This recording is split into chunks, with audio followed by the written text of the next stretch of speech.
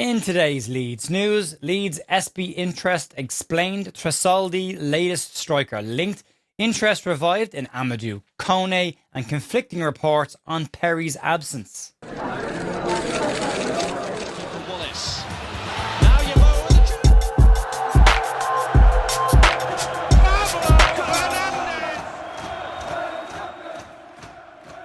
Friday the 31st of July with your daily Leeds United news. Jer here at the Leeds View. We do these Monday to Friday as well as a transfer wrap-up at the weekend and 2 podcasts generally a week. We're available on YouTube as well as Spotify, Apple Podcasts and anywhere you get your audio podcast. We are supported and backed by Fanatics through an official partnership with Leeds United. And if you want to get the latest and the newest and shiniest Leeds United pre-match tee that was worn last night, you can check the links out down below in the description. Right, that's the contractual obligations all out of the way. I hope you're all having a really good day. It was an interesting match last night over in the Red Bull Arena, or what's now called the Sports Illustrated Arena, and some interesting conversation points coming out. Callum Mills again looked really good, very aggressive player in terms of wanting to get on the ball and do things. Tariq Muharamovic, or Muharamovic as they were saying last night on commentary, looked fantastic, genuinely looked fantastic, and a lovely goal by Lucas Perri. There was some bits and pieces to come out of that game last night that are worth talking about. We'll get to when we talk about Lucas Perri's situation and some information given out by the commentary team during that game. If you want a sport channel and you like this video, at the end of today's video, you can hit the like button if you want and subscribe to the channel for more Leeds United news. Bit of stuff to start off with. We'll start off with the Carlos Espie link that went away very quickly last night. The conclusion to the very short running Carlos Espie story after he completed his move to Real Madrid last night, kind of out of nowhere. There was always a risk if somebody like that got involved in the deal. As we know, Leeds were one of several clubs that were said to have interest in the player. Graham Smith said the club's stance on this was interest with no formal move, and that turned out to be exactly the state of play when it came to the move. Now, some reports that came out yesterday afternoon and yesterday evening was Espie was due to travel to England to sign for a Premier League club. That Premier League club is believed to be Brighton and Hove Albion, before Real Madrid came in and hijacked the transfer by paying his release clause of £21.4 million straight after they had sold Gonzalo Garcia to Fulham for £34 million. So they brought a replacement in pretty much straight away. And as everyone said at the time, once Madrid had gotten involved in this, game over. It was done and dusted. The team talks say that Leeds were never truly involved in trying to get the player in. Leeds had inquired. That lines up with all the rest of the local media, what they've been saying about this. Leeds had a look, inquired about prices, inquired about personal terms, and then they sat back and waited to see what would happen. Now, other reports suggest that Leeds and other sides had considered paying the release clause, but it does turn out now, or does appear to be the case now, that none of them actually paid that release clause. Real Madrid, the only club willing to pay it and get the deal done rapidly yesterday afternoon. Now, another player who you can also chalk off your short list was one we covered yesterday in the end of yesterday's news, and it's Yassine Traoui. He has moved, and he has moved to RC Lens. So there's 2 players we can chalk off our short list for this summer and see who else starts to pop up. And there's a couple of names have jumped out straight away. And there's a couple of returning names. The first one to talk about is another striker linking Nicolò Tresoldi, who was linked with a move to Leeds United earlier on this summer. It went quiet, it went away, and he's now re-emerged again as a potential option for Leeds. 21-year-old striker, 6 foot in height, scored 19 goals in 40 appearances last season for Club Brugge, 29 starts, has got some Champions League experience and added 5 assists in his league campaign as well last season. The German outfit 442.com, not to be confused with 442 magazine. Their spelling is different on this. They're reporting that Leeds are amongst 5 clubs that are said to be interested in the Club Brugge striker Tresaldi, along with Manchester United, Chelsea, Arsenal and AS Roma. So not necessarily easy competition to beat off if you want to bring the player in. Now he is also a German under-21 international. He's got a pretty good strike rate for them as well. 12 goals in his 24 caps. But there's a crease to this. Of course there is. It depends again on who you want to believe and listen to on this. The Bruges are believed to not be in any rush to sell the player, and the president has been very vocal on this, and he said that Tresaldi is not for sale. However, Tresaldi himself is believed to be the one that is pushing for the move away from the club. He wants to move, despite the fact he's 12 months in to a brand new 4-year deal. Now, if he does move, Club Brugge are said to want in and around £25 million for him. They did reject several offers that came in for the player in January from German clubs of in and around £12 million. So it's going to have to be above that. Leeds would like to want to get it below 25 million quid if they are going to try and spend it on him. There's no indications in any of the reports around this right now whether Leeds have made any kind of a formal approach, or if, like a lot of other targets this summer, we're just starting to see the short list of players that Leeds have and they've maybe inquired about him, but it hasn't moved beyond that. But there's no indication on that right now. Now, the source on this is a fairly mainstream report, but the deal does look like it will be slightly complicated. They're dealing with a club that are in no rush to sell and might want to hold out on this one as long as they can, unless the player decides to push for a move harder than he already is. So, yeah, that always makes it look a little bit unlikely for Leeds. If it's going to get complicated, if it's going to get drawn out, if there's no positive indication they can get the player, they'll likely move on. But he's an interesting young player, as I say, has got some Champions League experience behind him as well. Decent ceiling for the player. Will be an interesting one if nothing else. But at the moment, no indication whether Leeds have made a formal approach or not. We'll move on.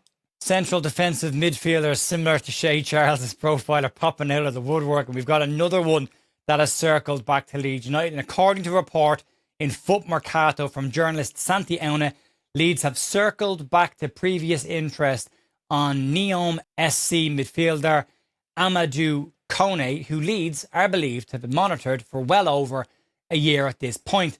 Auna is a respected journalist in France. He was one of the journalists that broke the initial interest from Leeds of Pavel Schultz, which was confirmed to be interest, or credible interest.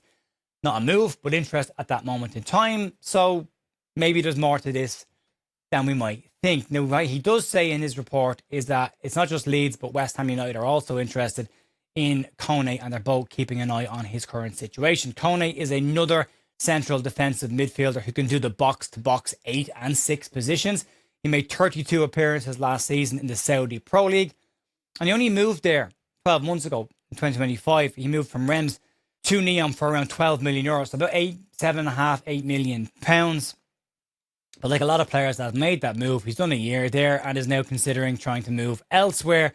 And he's looking for his exit. Now, what's really interesting in this situation is you go back 12 months ago, L'Equipe in France were reporting that Leeds United were actively trying to sign Kone along with a few other clubs. And it wasn't just interest, it was an active transfer that Leeds were involved in. He decided at that moment in time to take the move to Saudi Arabia. I think we all know why. Big bag of cash. But now he's looking for a move out of the league, and Leeds are said to be interested. Now, it wouldn't be unlike Leeds to circle back to a player they previously had interest. And we've seen them do it several times over the last couple of years. It's a very 49ers thing to do. They like a player's profile. If they think there's value for money, there's potential sell on in him, and they will double back and try and make a move for him. Now, Hull City, Nottingham Forest and Atalanta are also labelled as clubs that have got interest in the central midfielder. There are no reports from any of the media on this, what the club's position on this is, but the Saudi Pro League clubs don't seem to be standing in players' ways once they want to move on. Now, as I said, returning target's not unusual. At 21 years of age, he's got his best years ahead of him. He also represents decent sell-on value, but there is still plenty of development time and likely development work needed in Kone. The one thing that he is lacking is elite, top-level footballing experience. He's got a bit of it in France and then the Saudi Pro League. So the Premier League would be a little bit of a step up. But when you look at the profile of the player, he does tick a lot of what the 49ers were looking for in Shay Charles. And if you apply that to him, it's kind of interesting. He's 5'10" in height. He is described as a very athletic, very busy midfielder. If you look at his heat maps over the course of the season, he covers an awful lot of ground. He's got a very high defensive work rate. He's very dynamic, which ties in with the being able to play in the 6 and the 8 position. And one of the quotes that stood out to me when I went looking into him that was very interesting was, in the Saudi Pro League, he has been described as a destroyer of a midfielder. And I don't think any Leeds fans going to have a problem with Leeds signing a destroyer in the middle of the park. It'd be very interesting. But as I say, he is missing that top level pedigree. But, you know, that will come with experience if he gets the opportunity to come in. I think looking at last night's game, and it is only pre-season and we shouldn't read too much into it, the Leeds midfield without Ethan Ampadu and Anton Stach in it just didn't look as controlling as it does when both of them are in there. Maybe Leeds do need to maybe look at upgrading that midfield just a little bit. But an interesting profile of a player. Santi Auna is a very credible journalist, and as I say, he was banging the money with the Pavel Schultz interest from Leeds. So we'll wait and see. Let's move on. So depending on who you listen to, who you believe, Lucas Perri is currently in two different places, or at the very minimum, he has mastered the art of omnipresence, which does seem a little bit unlikely. Leeds' lineup last night didn't include Lucas Perri at all in the match day squad, and Graham Smith said that the club's stance on this was the player had a knock, nothing more than that. However, that's not what everyone is saying about Lucas Perri's situation and his whereabouts, at least right now.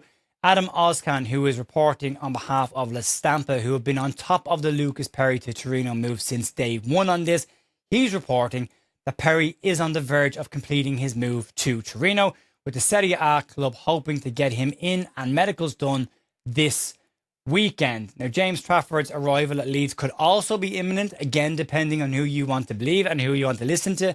But La Stampa do have more information on the Lucas Perri situation. They believe the move to Torino is, again, as we've already heard, a loan to buy.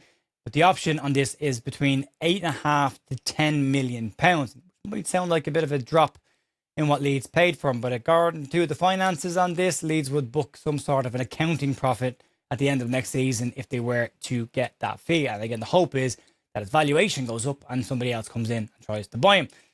Personal terms, according to La Stampa, not an issue, already been agreed as well. So it does appear the door is wide open for the move. But again, Leeds' stance, and at least the local media stance on this across the board, is the player was injured and nothing more than that. Now, last night, those of you, us, that were lucky to have the US commentary on this, were possibly given a bit more detail than was given to the local media on this. Now, I know what everyone's going to say, and I can see the comments.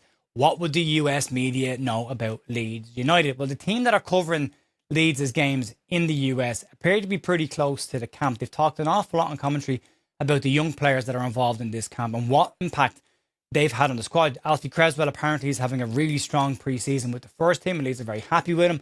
I think we saw Callum Mills last night, how brave and aggressive he was when he got on the ball. They talked about him in detail. So they do appear to have a little bit of information. And Tony Meola, who is one of the, use their term, soccer journalists when it comes American commentary, was speaking about this. And during the commentary of the match, when they were discussing the Leeds United goalkeeping position, Meola said, Perri is in Torino tomorrow for a medical.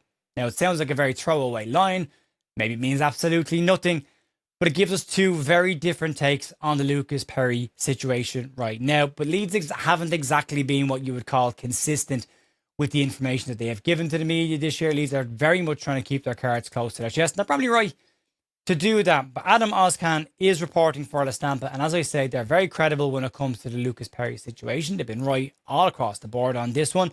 And Meola is likely relying on something that he has been told. And you don't tend to get people, especially on TV and radio media, throwing out a line like that unless they've been told something by someone. He didn't say he thinks he might be. He said he is. It was a definitive line that he put out there. So if it is true, maybe James Trafford's move to Leeds United is edging closer. There isn't believed to be many issues with that. If you do think there's an issue with that, stop believing stuff that you see on X and listen to what the journalists are saying. Graham Smith said details being sorted out. Everything is agreed.